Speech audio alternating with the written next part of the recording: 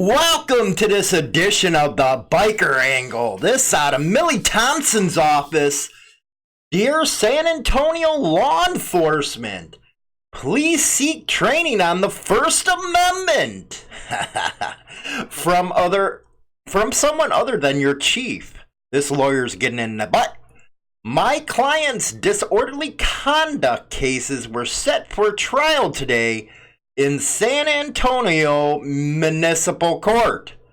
They were charged with disorderly conduct for wearing motorcycle club patches showing they were in a motorcycle club. The cases were dismissed this morning. I was disappointed, she goes on to say. Someone needed to explain the First Amendment to the officer that issued the citation. I had hoped I would get to cross-examine them.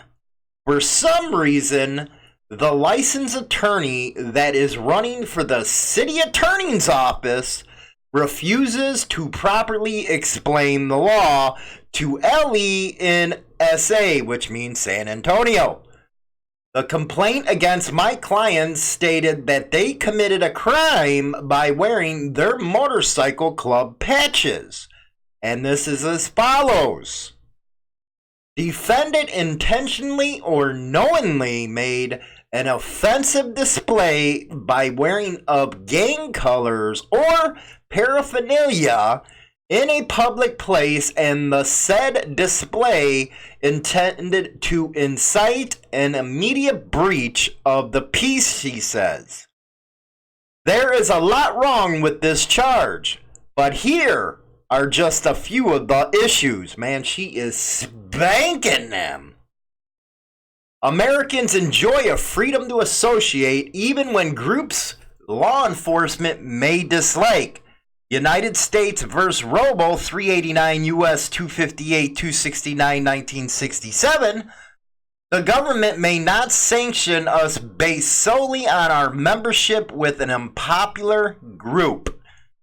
ID and Scales versus United States 367 U.S. 203 in 1961. The Supreme Court has long ruled against government action that imposes criminal sanction or denies rights, quote, solely because of a citizen's association with an unpopular organization. Again, she cites Healy v. James, 408 U.S. 169, 185 through 86, 72. This is true even if some members of the organization do engage in criminal activity. NAACP versus Clyburn Hardware Company, 458 U.S. 886, 920, 1982. Wearing motorcycle club guard is protected by the First Amendment. San Martino versus First Judicial District Court 303 F3D 959, 9th Circuit 2002, Picascona versus Murphy. Yeah, she's spanking them right there, man. 2. The Fifth Amendment protects our liberty interest to dress as we please. Yeah, take that. The Fifth Amendment protects various liberty interests, including that of dress and appearance. Regarding the existence of a liberty interest in dress and appearance, a substantial majority of the courts considering the issue had held that such a liberty interest does exist. Hodge v. Lynn, 88F, supports 2D, 1234, DMB 2000. Moreover, ordinances attempting to regulate what the general public wears on public streets and in other public areas have not fared well. She goes on to quote another case, Hodge v. Lind, and then citing DeWeese 812. And it also says, see, also City of Harvard v. Gout. Then 3, the First Amendment protects our speech except for fighting words. Now, I'm going to discuss the First Amendment protection for profane language directed at his officers. My clients did not cuss out the cop. The reason I address cussing at cops is because even if my clients were wearing clothes that said ACAB or the classic fuck the police or any other insulting language, they still could not have been constitutionally persecuted for it. Spanking. The rights to associate and express association are sufficient by themselves to say that this charge was unconstitutional. But even if we assume that the right to associate and symbolically express association didn't cover my clients, the officers still should not have charged them with disorderly conduct for mere words. Courts across this country have correctly applied First Amendment principles to prevent the police from criminalizing those who direct language at them, no matter how hostile and abusive the language is. In the matter of the welfare of SLJ 263, Minnesota, 1978, reversing conviction for disorderly conduct for FU pigs to police officers. She states again, Deal versus State, conviction reversed for disorderly conduct for, say, FU Gavin to a police officer. City of Bismarck versus Schnopert, North Dakota, 1991, reversing disorderly conduct conviction for saying F bitchin' cop, F you 3 times, F my ass, and you don't know who you're effing with to the police. LAT versus State 650, Florida 95, reversing conviction for you effing cops. What the F do you think you're doing? You are full of BS. This is BS. This is abuse and more directed at police. Schwann versus City of Huntsville. And this comes out of the Alabama Criminal Appeal in 1984. This is some shit, damn you. Ware versus City and County of Denver, Colorado, 1973. FU. People versus Justice, 57. Out of 1978, out of the appellate in Illinois. Hysterical yelling and screaming over parking ticket. People vs. Gentry, 48, Illinois Appeal, 1977, stating the defendant's presence in a neighborhood was none of the officer's effing business. She's got a list here.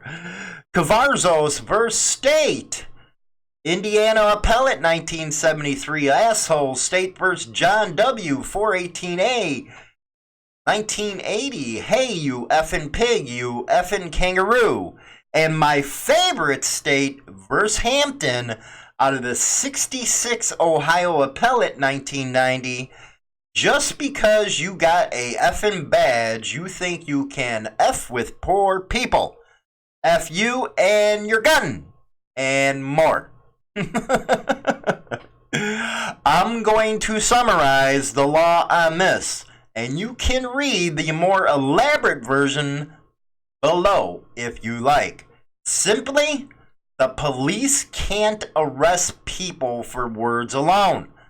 The words must be so extreme that they would cause an average person on the receiving end of the words to want to physically fight and hurt the speaker.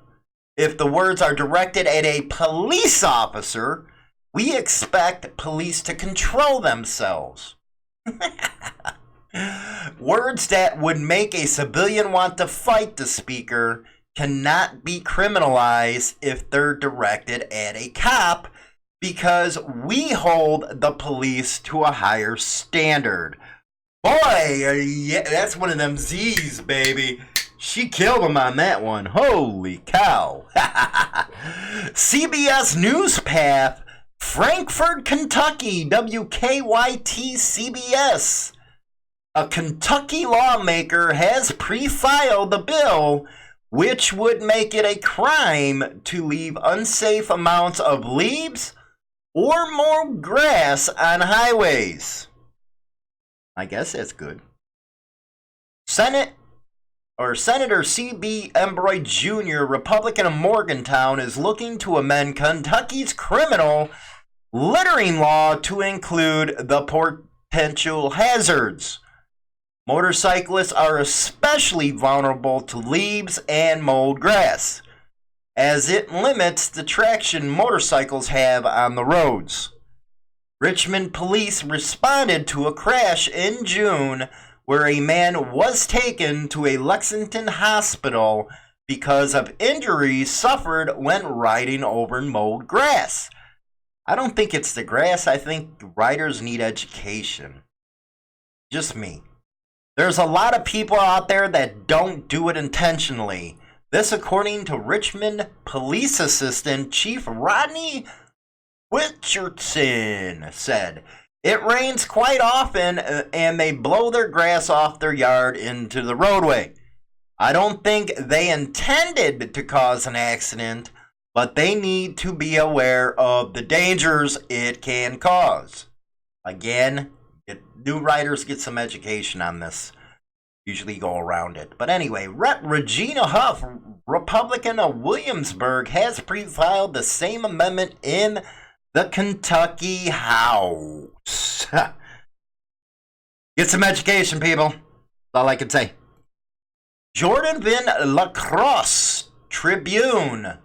3 people are facing charges stemming from a July 19 shooting on Lacrosse's north side connected to the Society for Brotherhood Motorcycle Club, according to the Lacrosse Police Department. Police have referred Brandon T. Stemper, 31, Holman Javier Ortiz, 55, and Amber R. Peters, 25, for charges connected to the investigation, which began with a call at 10:02 a.m. at the Partners for Excellence School at 901 Caledonia Street, which reported its windows had been damaged overnight. This again, according to police. Police determined the windows had been shot out and located evidence of a shooting at a neighboring property, the Society for Brotherhood Motorcycle Clubhouse at 932 Caledonia Street. Huh? How in the heck? Okay. Police executed a search warrant at the clubhouse and collected a digital recorder for the surveillance camera system. The Wisconsin State Crime Lab located a recently deleted video showing the shooting. Ooh, ouch, that is right there. Video proves a lot. Stemper was arrested on charges of second-degree reckless endangering safety, felon in possession of a firearm, and disorderly conduct. Ortiz faces charges of second-degree recklessly endanger safety and disorderly conduct. Peters is accused of obstruction of an officer. You know what? They get to lie to you in these interrogations. You can't lie to them. According to police, Stemper is a known member of the Society of Brotherhood Club. Ortiz is a known member of the Outlaws Motorcycle Club. And Peters is Stemper's girlfriend. Oh, so she gets charged too. Man, don't record, people. This investigation was again highlights the danger posed to the community and police when convicted felons are in possession of firearms. I don't get that. said the department in its press release. You do your time, you should be able to get your rights back. Stemper has been convicted of battery 3 times, including a 2010 conviction for substantial battery, and is facing misdemeanor charges of take and drive a vehicle without consent and disorderly conduct, which were filed earlier this month. I'm taking that has to mean stolen car. Why did they just say that? The police department asked anyone with information to call the La Crosse Police Department at You Can Look It Up. To remain anonymous, contact La Crosse Area Crime Stoppers at You Can Look It Up once again, or submit online at lookitupyourself.com. And you can also download the Crime Stoppers at upyourbutt.com. Anyway, let's go up to the Biker Angle events, shall we? We have the Easyriders Rodeo Tour 2019. Chillicothe, Ohio, August 29th. That's coming up September 2nd. Easyriders usually does put on a great show, man. We're talking rodeo competition, the bike show, West T-shirt contest. They always got good music, vendors, games, camping, and more. Again, Easyriders Rodeo in Chillicothe, Ohio, August 29th and September 2nd. Then we have Max's Bash, August 30th to the 1st. Admission is $40, $25 per day. That $40's for the weekend at the Wagon Wheel Ridge in Carlstadt, Minnesota. They're having a fundraiser for Camp Courage North, rock and roll, and a Max Lone Memorial Ride. There will be raffles, tattoo, and food vendors all night. That's great stuff, man. That's the 35th annual 2019 Max's Bash. Go out there and party, guys.